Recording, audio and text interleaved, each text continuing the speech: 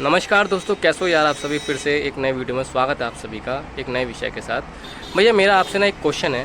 Question यह है कि अभी रिसेंटली सिम कंपनियों ने रिचार्ज जो करवाते हैं हम सिम का, उस पर पैसे बढ़ा दिए हैं। जहाँ 200 रुपये का रिचार्ज होता था वहाँ 300 का हो गया है।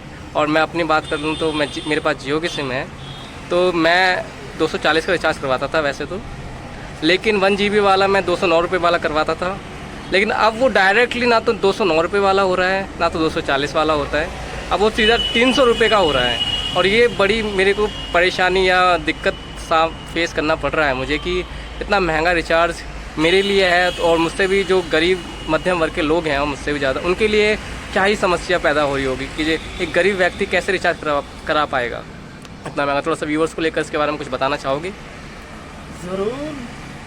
मैं यही कहना चाहूँगा, या तो अब तुम लोग खुद मर जाओ या दूसरा देश मांग लो, क्योंकि अब ये देश गरीबों के लिए बचा नहीं है। ऐसी स्थितियों से मैंने पहले ही वीडियो बनाई थी सिम्स को लेकर के। फोन कंपनियों जब रेट बढ़ाने वाली, चुनाव से पहले बना दिया था, घोषणा की पहले ही होगी थी चुनाव से कि रेट बढ़ेंगे, रेट बढ़े। अब रेट बढ़ चुके हैं। आज हम जुलाई में खड़े हुए हैं 2024, और आप जो पूछ रहे हो मुझसे, ठीक है, अब हम ये चीज़ आपने कहा कि महंगे हो चुके हैं, तो मैं तो ये कहूँगा इसमें सरकार का पूरा योगदान है। कंपनियों का अमीर बनाने वाली बात है। मैंने पहले भी यही चीज़ें कही थी, फिर वही चीज़ों को कहनी पड़ेंगी कि हमें फ़ोनों की ज़रूरत क्या है। चलो मान लेते हो आप स्टूडेंट है, आपको फ़ोन की समय ज़रूरत है, क्योंकि आजकल पढ़ाई ऑनलाइन होती है। ना जाने कुछ वर्ड ऐसे होते हैं जो नहीं मिल पाते किताबों में, किताबें नहीं मिल पाती, जानकारी चाहिए फ़ोन से, ठीक है। तो इस पर्पज़ पे मेरे को लगता है कि स्टूडेंट को लेकर नई सिम निकालनी चाहिए, एक नया डाटा पैक लॉन्च करना चाहिए जिसमें स्टूडेंट आईडी होनी चाहिए, ऐड करनी चाहिए। भाई अगर आप स्टूडेंट हो, आप जब तक पढ़ रहे हो तब तक तो आपको फ्री कर सकते हो उस चीज़ को। सरकार के हाथ में है, तो कंपनी से बात करें इस चीज़ को लेकर के कि भाई एक प्राइवेट सेक्टर में कमाने वाला, जिसके माँ बाप प्राइवेट सेक्टर में कमा रहे हैं, उसकी औलाद कैसे पढ़ेगी भविष्य में? कौन जिम्मेदारी लेगा उस चीज़ की? ये तो आपको न पढ़ाने वाली बात है, इसलिए आपको मर जाना चाहिए, क्योंकि आप पढ़ ही नहीं पाओगे। समझना, आपकी शिक्षा के साथ खिलवाड़ है ये। और मैं अगर अपनी बात करूं, भाई मेरी तनख्वाह तो ज़्यादा है नहीं, 9,000 कुछ मिलते हैं मुझे, 9 घंटे ड्यूटी करता हूं, समझिएगा। अब उस 9 घंटे में 9,000 रुपये मिलते, मैं खुद पे आ जाता हूँ, ज़्यादा दूर नहीं जाता, मैं रिचार्ज नहीं करा सकता। मैंने पिछली वीडियो में भी ये बात कही थी कि भाई हमें ज़रूरत क्या है। या तो कंपनियों से कहा जाए कि भाई कोई प्लान निकालो गरीबों के लिए। भाई हमारे कोई बिजनेस नहीं चल रहे हैं, अगर बिजनेस चल रहे हैं तो बता दीजिए हमारे कोई बिजनेस चल रहे हैं। ऐसा तो है नहीं कि हमारी कंपनियां खुली हुई हैं, मिलें खुली हुई हैं, फैक्ट्रियां खुली हुई हैं, 1,000-2,000 लेबर हमारे नीचे काम कर रही है, ऐसा नहीं है। भाई ये तो सरासर धोखा है कि अमीरों के लिए भी उसी रेट पर पड़ रहा है और गरीबों के लिए भी उसी रेट पर पड़ रहा है। ये धोखा नहीं है और क्या है। और सरकार साथ दे रही है कंपनियों का, क्या कोई सी भी सरकार आ जाए। मैं फिर वही बोलूँगा, पहले 10 रुपये का रिचार्ज होता था, 10 रुपये का स्क्रैच कूपन लेके आ गए, साल भर चला रहा, वो ख़त्म नहीं होता था ना, उसके पैसे उड़ते थे। आज हम 1 महीना रिचार्ज कराने के बाद दूसरे महीने उस पैसे की शकल नहीं कर सकते, चाहे आपने पैसे तो नहीं यूज़ करे हो ना करे हो। डाटा के लिए एक अलग पैकेज आता था, एक 5 रुपये का कूपन आता था डाटा के लिए, एक 15 रुपये का आता था। 5 रुपये वाला 1 दिन में ख़त्म हो जाता, 15 रुपये वाला 3 दिन में ख़त्म होता था। तो ऐसी कोई स्कीमें लागू करनी चाहिए ना, पर ऐसी स्कीमें लागू नहीं है, ये ख़त्म कर दी गई हैं। अब आप बताओ कौन जिम्मेदार है? आप तो जिम्मेदार नहीं है, ये आप तो स्टूडेंट हो। तो जो जिम्मेदार हैं ये तो उन पे होना चाहिए ना। और जिम्मेदार कौन है? कंपनी और सरकार। या तो अपने लिए एक अलग देश मांग कर लो या मर जाओ मेरी निगाह में तो, क्योंकि ये देश यही चाहता है, इस देश का सरकार, इस देश का कानून, इस देश की बड़ी कंपनियाँ, व्यापारी सब यही चाहते हैं कि गरीब ना हो। क्योंकि लड़ाई अमीरी और गरीबी की है, कोई छात्र नहीं है, कोई मतलब जाति प्रथा पे लड़ाई नहीं है, कोई धर्म पे लड़ाई नहीं है। लड़ाई जो है सीधी की सीधी।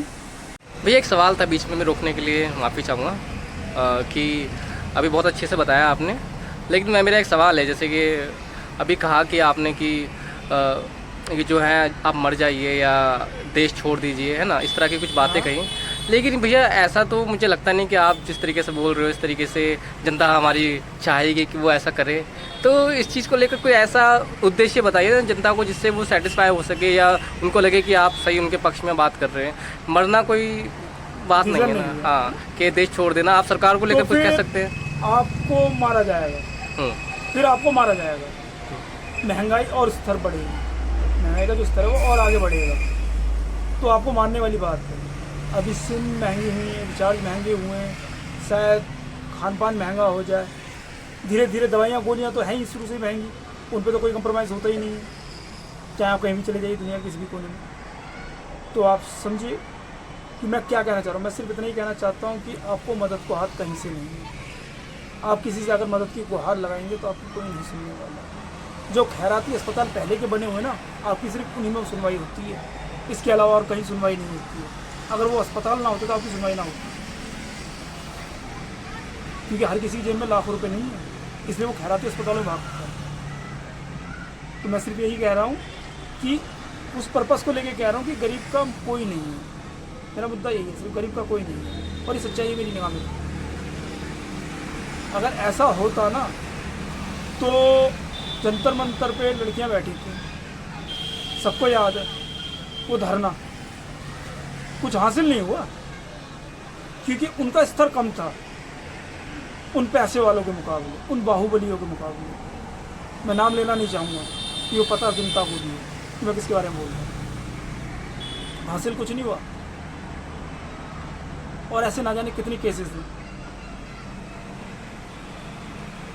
हाथरस वाला कांड भी याद होगा, मैंने इन बेसिस पे कहा है गरीब का कोई नहीं है, आपको मर जाना चाहिए। मैं आपको को वही बात बोलूँगा कि अपने लिए एक नई दुनिया बना लो।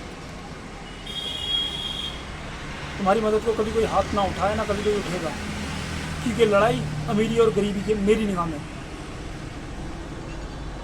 लड़ाई किसी और चीज़ की नहीं है। अब वो तुम्हें कितना समझ में आता है, व्यूअर्स को कितना समझ में आता है मुझे नहीं पता, पर मेरी निगाह में तो यही सही है और यही सही होगा, क्योंकि मैंने जो देखा है, जो देखता आया हूँ, जो देख रहा हूँ और जो देखूँगा वो यही होगा। चाहे 1 से लाख तो हो जाए, कुछ भी हो जाए, मेरी निगाह में यही सही है कि गरीबों की ना मदद हुई है ना कभी मदद होगी।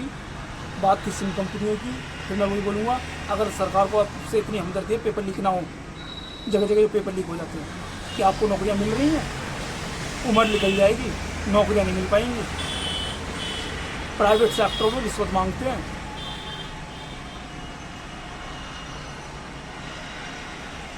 आपके पास है रिश्वत देने को? पहले तो सरकारी महकमे होती, आज प्राइवेट सेक्टर में मांगते हैं। क्या आप दे पाओगे? नहीं दे पाओगे तो काम ही नहीं कर पाओगे।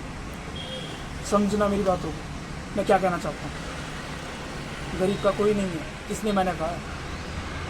मैं मानता हूँ बुरा लगा होगा, उसके लिए मैं हाथ जोड़ के माफ़ी भी मांगता हूँ, लेकिन मेरी निगाह में यही सच है। मैं अपनी निगाह को या अपने दिमाग को या अपने ख्यालों को बदल नहीं सकता उस चीज़ को किसी भी कीमत पर,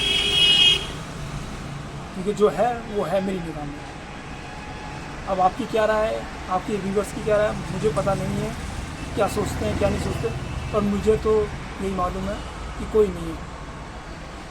अगर ऐसा होता तो आपको कॉलेज में फीस पे करते हो, इतनी महंगी ना हुई होती, कॉपी किताबें इस कॉलेज की तरफ से ही मिलती, वो बाहर से लाने को ना खरीद जाती, समझना। लेकिन आज के समय में ऐसा नहीं है। फिर बोलूँगा कि गरीब का कोई नहीं है, ना कोई गरीब का होगा, ना कभी कोई गरीब का है, यही सच है। कोई कितना भी कह ले कि फलाना व्यक्ति मेरे साथ है, सिर्फ वो अपने स्वार्थ के लिए आपके साथ खड़ा है, यही सच्चाई है। कि उसे अपना नाम दिखाना है कि मैं उसके साथ खड़ा हूँ, पर वास्तविकता में वो खड़ा नहीं है। कि उससे ऊपर वो का अमीर मिलेगा तो उसके साथ हो जाएगा। लड़ाई सिर्फ अमीरी और गरीबी की है। गरीब अकेला खड़ा हुआ है उस दरख्त की तरह, जिस दरख्त के आगे की दाएं बाएं जो होता है, आगे पीछे की झाड़ियाँ काट दी जाएँ और जंगल में सिर्फ एक ही दरख्त बचे, ना बात करने को कोई हो, ना हवा चले तो किसी के पत्ते तक उसके पास आए करीब, वो व्यक्ति उसकी तरह है गरीब। समझिए। बस यही, लाइक किया, शेयर एंड सब्सक्राइब प्लीज़। धन्यवाद, थैंक यू। और कोई सवाल है तो बता दीजिए।